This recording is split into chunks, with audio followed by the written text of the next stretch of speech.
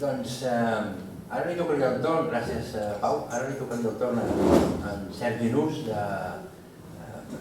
Bé que ha arribat, patíem perquè ens havia advertit que potser no arribaria a temps. Doncs benvingut, Sergi. En Sergi Nus representa l'associació SOS Costa Brava, entitat nascuda el 2018 i que té una trajectòria important d'èxits en la seva lluita contra l'abús de l'utilització del territori en favor del turisme i de les macroconstruccions. Per ajustar-nos bé el temps, li cedeixo ja la paraula i li agraïm molt sincerament que hagi fet l'esforç d'arribar a temps. Moltes gràcies.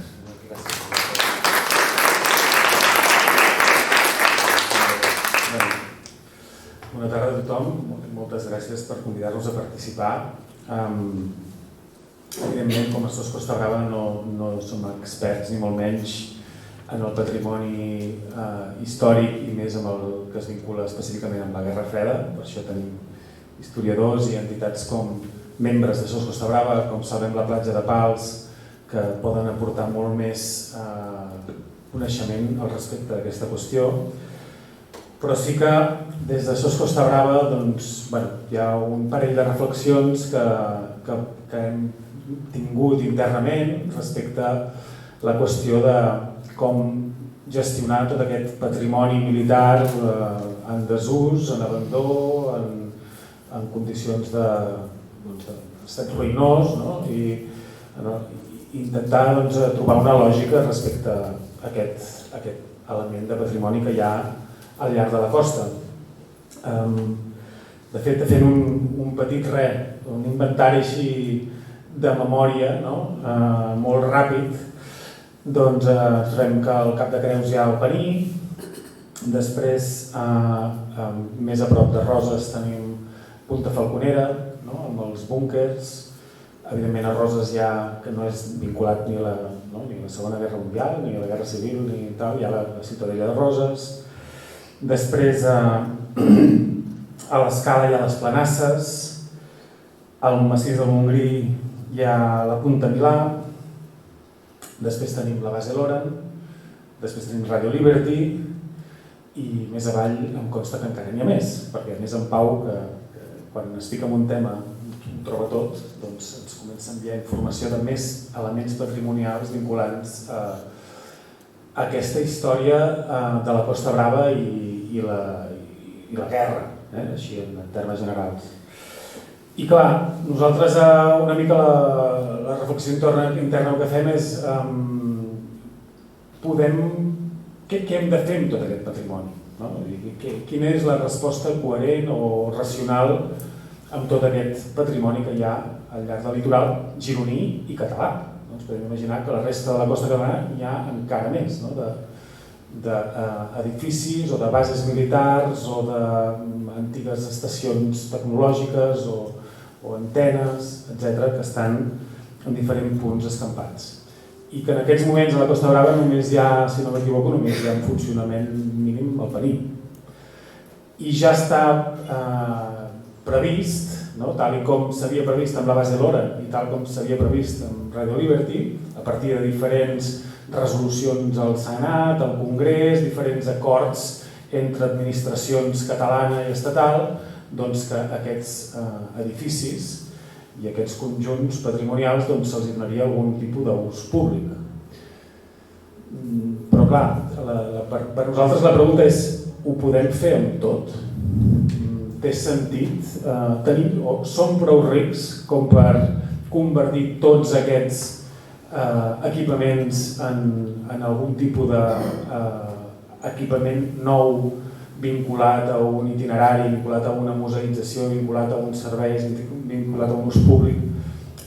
Nosaltres, jo almenys, penso que no, que com a país no som ni tan rics com això i a més tenim en aquests moments altres dimensions del desenvolupament de la societat que també necessiten un suport molt evident.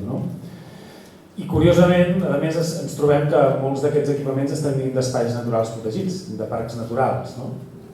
Llavors és com es genera aquesta mena de dicotomia entre si és més important preservar aquest element patrimonial o si fer el contrari, si renaturalitzar la zona i que realment esdevingui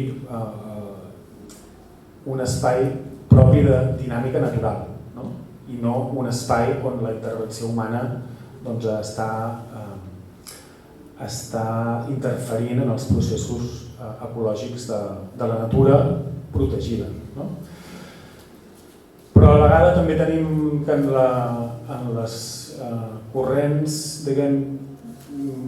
de reflexió sobre la conservació de la natura el que darrerament s'està discutint més és precisament si aquesta visió clàssica dels espais naturals com a, entre cometes, com a mena de fortaleses de natura deslligades de la societat, si és el millor, perquè justament això que és la tradició històrica de la creació d'espais protegits al món ha anat associat d'una banda a tot el que no fem en els espais naturals ho fem fora. Per tant, degradem molt més la resta del territori i realment acabem convertint els espais protegits en illes. No? I a la vegada amb una idea de que per tenir aquests espais naturals pristins s'havia de fer fora totes les activitats que s'hi produïen tradicionalment. No? I això a tot arreu ha estat, de fet, ja és àmpliament conegut, no? Que des d'un punt de vista ecològic els espais naturals en bona part han perdut alguns dels seus valors naturals a causa d'haver expulsat les activitats tradicionals que s'hi feien. Evidentment, les bases militars no són activitats tradicionals. No? Estaríem parlant de la ramaderia i de l'agricultura, de l'activitat forestal, de la pesca. Per tant, aquí hi ha una discussió sobre com hem d'interactuar amb la natura en clau de futur. No? I que en aquest sentit es parla d'entendre els espais naturals també com un espai on hi hagi una convivència entre activitats humanes i dinàmiques naturals. Dit això,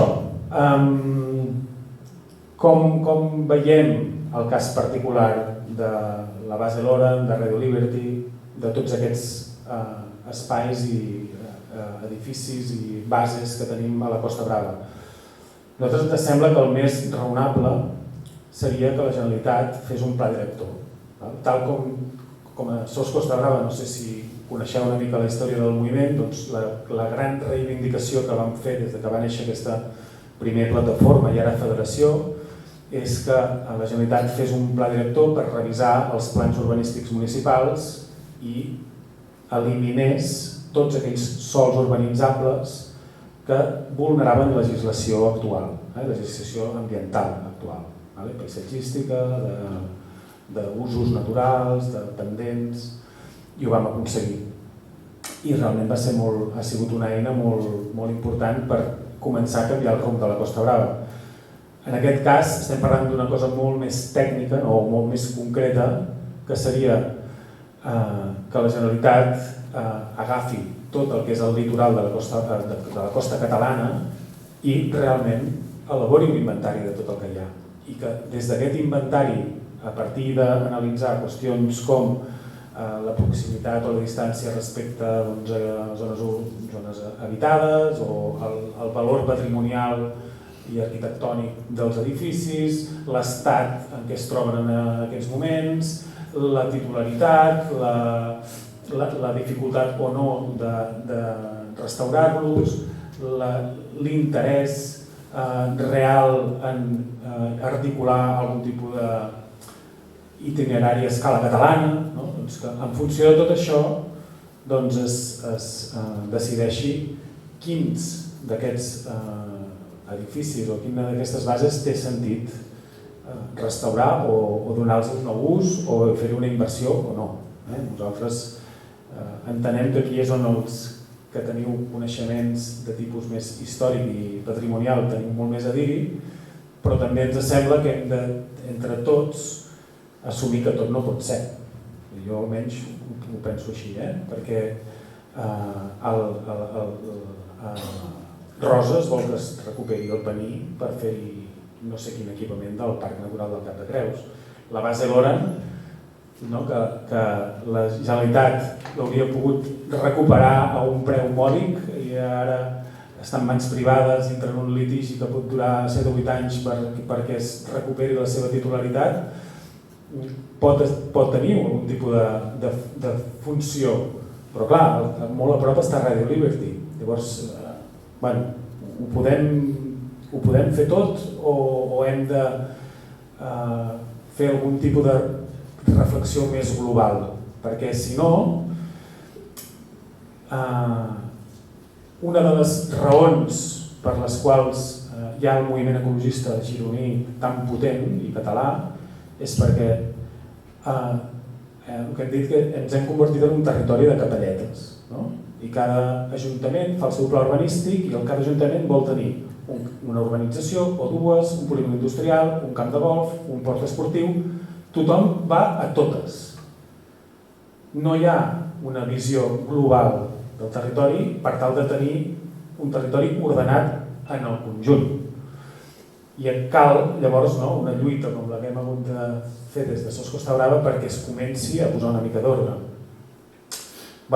Doncs potser evidentment no és ni de la mateixa escala ni de la mateixa preocupació, però si convertim el debat sobre aquests antics edificis i aquestes antigues bases militars en una mena de debat de capelletes, jo vull el meu és l'important, el meu és el millor, doncs jo em sembla que ens trobarem en un camí que no ens portarà a una solució raonable. Això jo ja sé que és una nota una mica contra Victòria, amb el sentit, però crec que és important obrir aquesta reflexió perquè potser hi ha una part que té molt de sentit, que algun dels equipaments que té molt de sentit que es recuperi i que s'hi facin algun tipus d'usos, però d'altres potser més val dir que no i ja està, i assumir-ho i fer-hi alguna actuació més minimalista que permeti saber que allà hi ha hagut algun tipus d'edificació i algun tipus d'ús històric relacionat amb la Guerra Freda, però no necessàriament, tampoc sé exactament quines són les propostes, però espero que m'entengueu. La idea és més, mirem-nos al conjunt i siguem conscients de tot el que hi ha, perquè és que si no, coneguent com funcionem, tothom ho voldrà tot. Tots sabeu que el vostre poble vol el pavelló, vol la biblioteca, vol la piscina, doncs també voldrà el seu museu de la Guerra Freda. I clar, no sé quants museus de la Guerra Freda es poden fer que tinguin racionalitat econòmica i social. Dit això, estic segur que hi ha propostes que jo no conec i que no coneixem des de Sos Costa Brava que tenen molt de sentit i que, per exemple, jo el que fins ara nosaltres hem supeditat la nostra postura al que plantegin els òrgans gestors dels espais naturals protegits.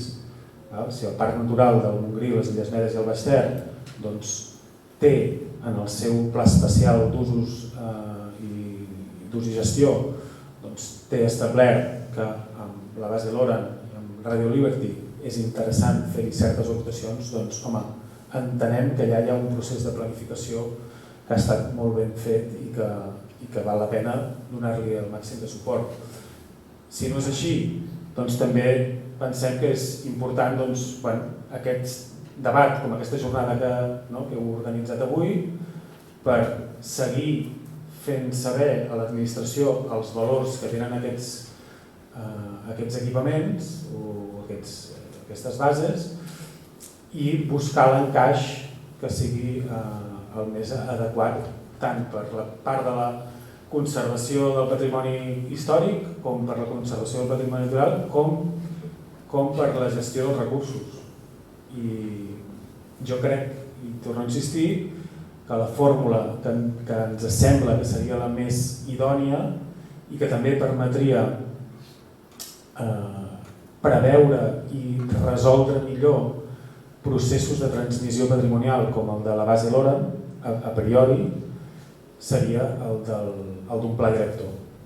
I això vull que quedi molt clar, que no és per dir que ens sembli bé o malament el que es proposa des del grup conjunt d'entitats que esteu treballant en aquests dos casos concrets, sinó per dir anem a treballar, anem a construir un coneixement global sobre tot aquest patrimoni perquè allà on s'hagi d'actuar sigui una mica a partir d'una anàlisi més integral del que hi ha i del que es pot fer. I això és tot per part meva. Tenim el debat, però... Moltes gràcies al Sergi, un aplaudiment, sisplau.